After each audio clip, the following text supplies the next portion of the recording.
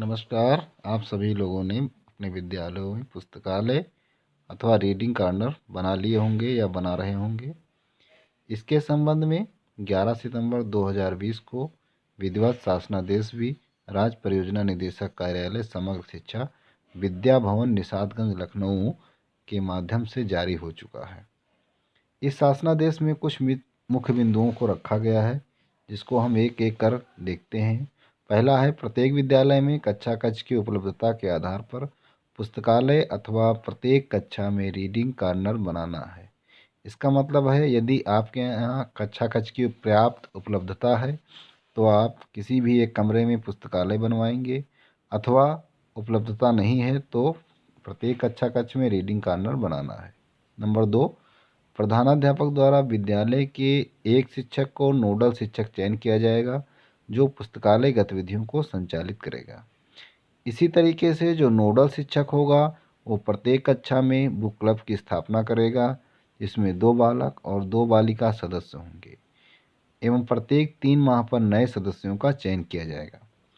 चौथा बिंदु है हमारा, पुस्तकालय हेतु प्रत्येक सप्ताह यानी प्रति सप्ताह 2 कालांश निर्धारित किया जाएगा, जिसमें हम बच्चों को पुस्तकालय संबंधित गतिविधियां कराएंगे। पांचवा हमारा बिंदु है, पुस्तकालय आवृत्ति रीडिंग कॉर्नर बनाते समय प्रिंट रिच वातावरण, बैठक व्यवस्था, पुस्तकों को प्रदर्शित करना, बुक शेल्फ, रैक इत्यादि की व्यवस्था करना, ये हमें करना है। हमारे पास कंपोजिट ग्रांट भी है, जिसका कुछ अंश हम अपने पुस्तकालय अथवा रीडिंग का। अब हम आते हैं, देखते हैं कि पुस्तकालय का प्रबंधन कैसे करेंगे। तो कुछ बिंदु आपको दिख रहे होंगे। पहला है, पुस्तकालय प्रिंट रिच वातावरण। इसका मतलब है हम किसी चीज़ का भी निर्माण करते हैं तो उस चीज़ का भाव वहाँ पर आना चाहिए। तो जब पुस्तकालय का निर्माण करें तो पुस्तकालय का भाव आए, इसके लिए हमें कुछ प्रिंट रिच इन्वायरमेंट की आवश्यकता होगी, जिसको अभी हम आगे देखेंगे। दूसरा है, कक्षा अनुरूप पुस्तकों की व्यवस्था। कक्षा 1 से 5 या 6 से 8 जो भी पुस्तकालय आप बना रहे हैं, हर कक्षा के स्तर के अनुरूप पुस्तकें रखी हों, यानी पुस्तकों की व्यवस्था की जाए, ताकि कक्षा 1 का बच्चा एक अपनी कक्षा से, 2 का बच्चा अपनी कक्षा से, 3 का बच्चा अपनी कक्षा से, 4 का बच्चा अपनी कक्षा से, 5 का बच्चा अपनी कक्षा से, यानी अपनी अपनी कक्षाओं के स्तर की पुस्तकों को उठाएं और पढ़ें। यदि कक्षा 1 का बच्चा कक्षा 5 की किताब को उठा लेता है तो वो कतई उसको पढ़ नहीं पाएगा, अर्थात जो हमारा उद्देश्य है वो पूर्ण नहीं होगा। तीसरा है, पुस्तकालय गतिविधियों में शिक्षकों का सक्रिय सहयोग। तो आज हम इन 3 बिंदुओं पर चर्चा करेंगे। चौथा बिंदु हमारा, बैठक व्यवस्था, अभिलेखीकरण, समय सारणी, पुस्तकालय अनुदान फंड स्थापित करना या अपने पुस्तकालय को डिजिटल रूप प्रदान करने के लिए ब्लॉग बनाकर पुस्तकालय को एक डिजिटल लाइब्रेरी में स्थापित करना। आप देख रहे होंगे कि कविता, कहानी, गतिविधियों के चार्ट के माध्यम से पुस्तकालय को एक प्रिंट रिच वातावरण दे सकते हैं, जिसमें आप कहानियों के चार्ट, जिसमें चित्र हों और छोटे छोटे वाक्यों में लिखी हुई कहानियाँ हों। दूसरा हो सकता है कि छोटे छोटे कविताएं हों, चित्र भी बने हों, तो उसके आप फ्लैश कार्ड या चार्ट बनाकर लगा सकते हैं। तो आप चित्र में देख रहे होंगे 3 पट्टी आपको दिख रही होगी। ऊपर जो पट्टी है वो कहानियों की है और नीचे 2 पट्टी जो आपको दिख रही है वो कविताओं की है।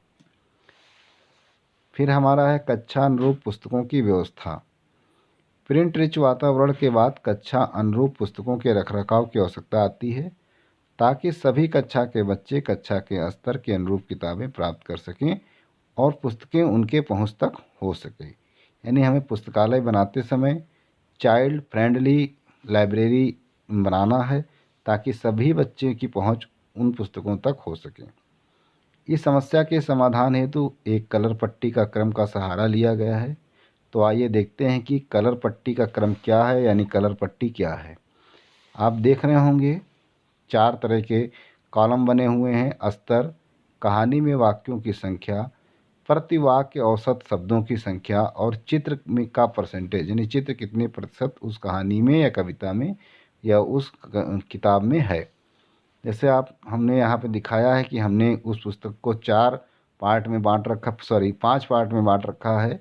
हरा, लाल, नारंगी, नीला और पीला। इसी तरह कहानी में वाक्यों की संख्या निर्धारित की गई है। जैसे 0 से 1 हरे में होगा, 1 से 3 वाक्य लाल वाले पट्टी में होगा, नारंगी में 2 से 5, नीले में 4 से 8 और पीले में पूरे पृष्ठ पर पठन सामग्री हो सकती है। कहने का मतलब जो हरा पट्टी होगा वो कक्षा 1 के बच्चों के लिए निर्धारित किया गया है, जिसमें पठन सामग्री यानी जो वाक्य होगा 0 से 1 तक भी हो सकता है और लगभग 90% चित्र उसमें होने अनिवार्य हैं। इसी तरह दूसरा लाल पट्टी हम बनाएंगे, वो हमारे कक्षा 2 के बच्चों के लिए होगा, जिसमें 1 से 3 वाक्य होंगे और 90% चित्र उसमें होंगे।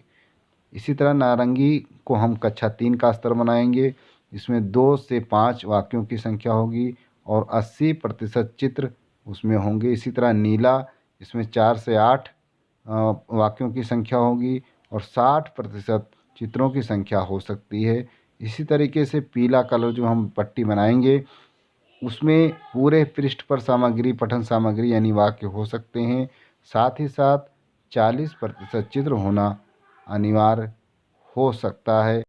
इस तरीके से आपने देखा कि किस तरह से हम कलर पट्टी बना करके अपने कक्षा के सभी स्तर को अलग अलग कर सकते हैं। GRO ग्रो, BY बाई एक क्रम बनाएंगे। G for green, R for red, O for orange, B for blue और Y फॉर येलो, वही पट्टी बनाएंगे और उस पर हम किताबें लगा देंगे। इस तरीके से हमारी कक्षाएं प्रदर्शित होंगी और कक्षा 1 और 2 के बच्चे इस कलर पट्टी को पहचान कर जानेंगे कि ये हमारी स्तर की किताबें इस पट्टी में लगी हुई हैं और वो बच्चे उस पट्टी से अपने पठन सामग्री को उठाकर पढ़ेंगे। तो इस तरीके से हमने देखा कि किस तरह से कलर पट्टी को बना करके उसको अलग अलग तरह के कलर दे करके किताबों के स्तर को छांट करके फिर हम किताबें लगाएंगे ताकि बच्चे उस लाइब्रेरी से प्रत्येक स्थिति में लाभ प्राप्त कर सकें। हम देखेंगे कि पुस्तकालय गतिविधियों में शिक्षकों का सक्रिय सहयोग किस प्रकार से लिया जा सकता है। तो अध्यापकों से आशा है कि वे पुस्तकालय कालांश के दौरान बच्चों के साथ पठन गतिविधियां भी करेंगे ताकि बच्चों का रुचि उस पुस्तकालय कालांश में बना रहे और वो उस पुस्तकालय कालांश का इंतज़ार करें कि कब हमारा पुस्तकालय कालांश होगा। इसके लिए मुखर वाचन यानी रीड अलाउड, तेज तेज कहानियों को पढ़ना, सहपठन यानी शेयर्ड रीडिंग, बच्चों के साथ पढ़ना, जोड़े में पढ़ना पेयर्ड रीडिंग और स्वतंत्र रूप से बच्चों को पढ़ने का मौका देना।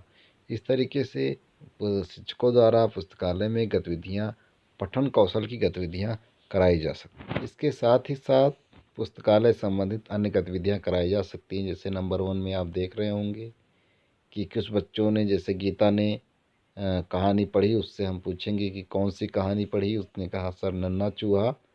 फिर पूछेंगे कैसी लगी, तो कहेगी बहुत अच्छी लगी, तो हम एक स्माइली फेस बना देंगे।